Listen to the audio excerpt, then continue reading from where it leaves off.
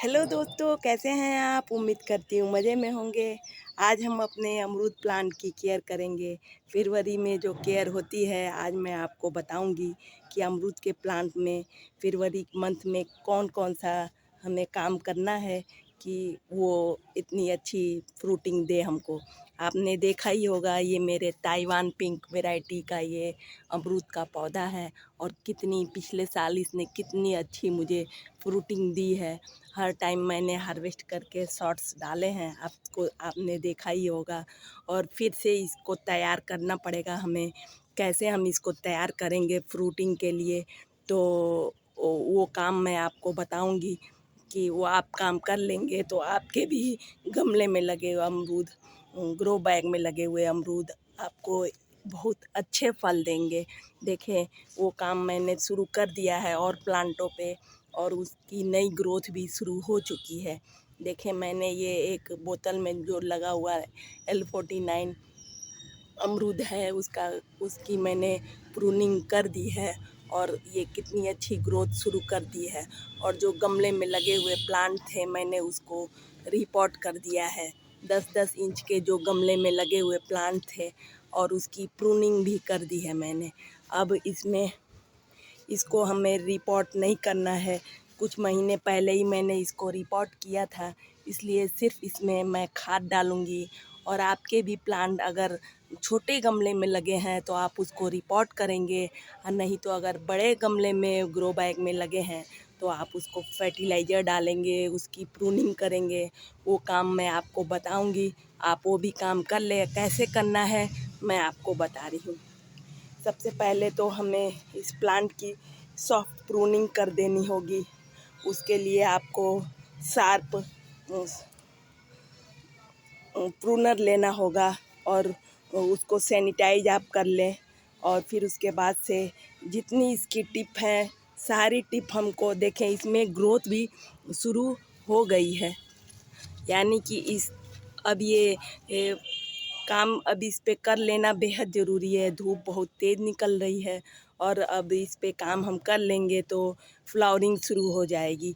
जो हम खाद डालेंगे उससे बम्पर फ्लावरिंग होगी। तो सबसे पहले हमें जो सूखी पतली डालियां हैं उसको कट करके निकालनी होगी। तो आप ऐसे सूखी पतली डालियां जो अंदर साइड में हैं, आप ऐसे कट कर करके निकालेंगे। और जो ऊपर का टिप है उसको आप काट देंगे।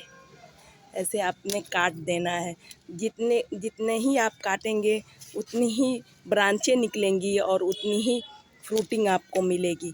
ऐसे आप देख के, और ऐसे थोड़ा ही, थोड़ा ज़्यादा नहीं, जैसे ग्रीन ग्रीन जहाँ डालियाँ हों वहीं से काटे, जहाँ से ब्राउन हो गई हैं वहाँ से आपने नहीं काटना है।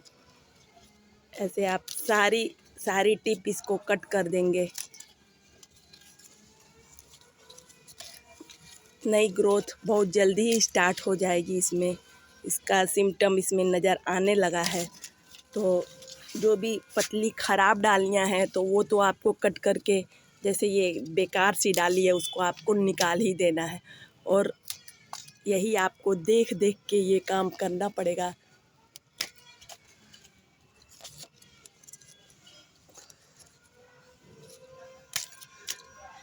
ये यहाँ से मैं कट कर दूँगी।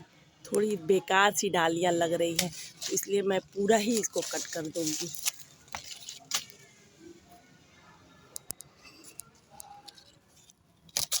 जो भी आपको लगे कि सही नहीं है वो डाली आप निकाल ही दें। बहुत ज़्यादा ब्रांचें निकल भी जाती हैं, अगर हम जब कट करते हैं तो बहुत ही अच्छी ब्रांचें इसमें निकलती हैं। नीचे की तो सारी डालियाँ, पतली डालियाँ हमें हटानी होगी।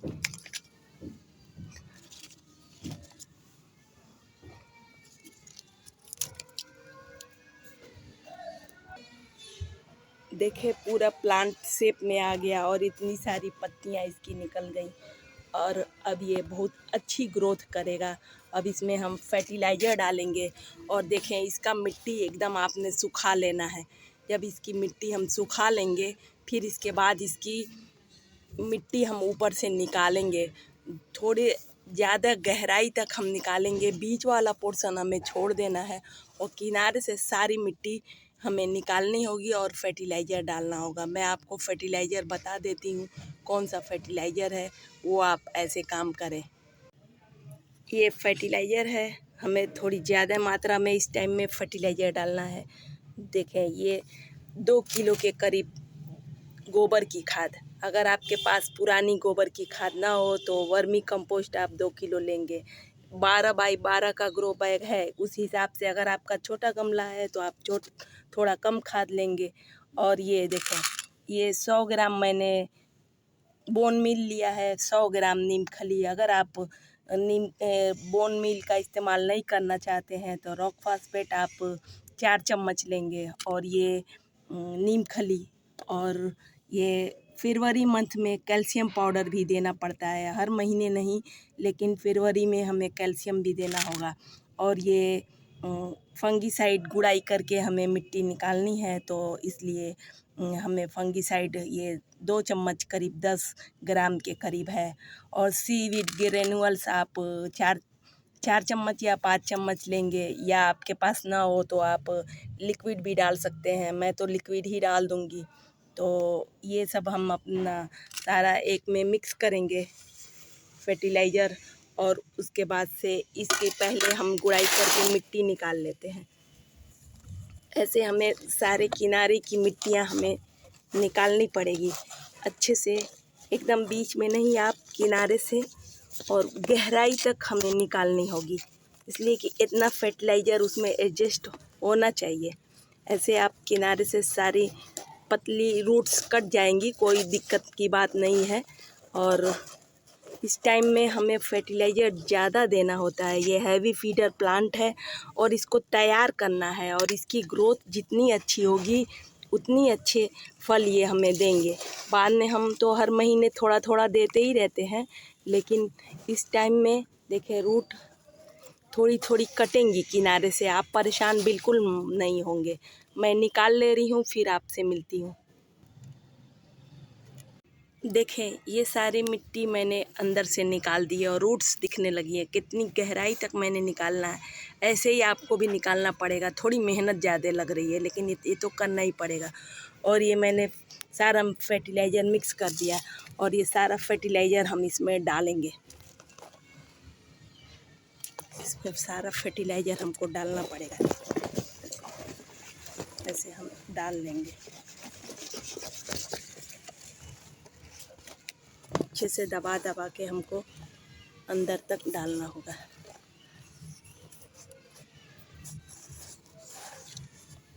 अब इसके डालने के बाद इसके ऊपर से हम मिट्टी भी थोड़ी सी डालेंगे। जो हमने मिट्टी निकाली है, बहुत अच्छी मिट्टी है, इसमें हमेशा फर्टिलाइज़र डालना होता है, इसलिए यही मिट्टी हम लोग यूज़ कर लेंगे। उसके ऊपर से ढक देंगे हम इसको।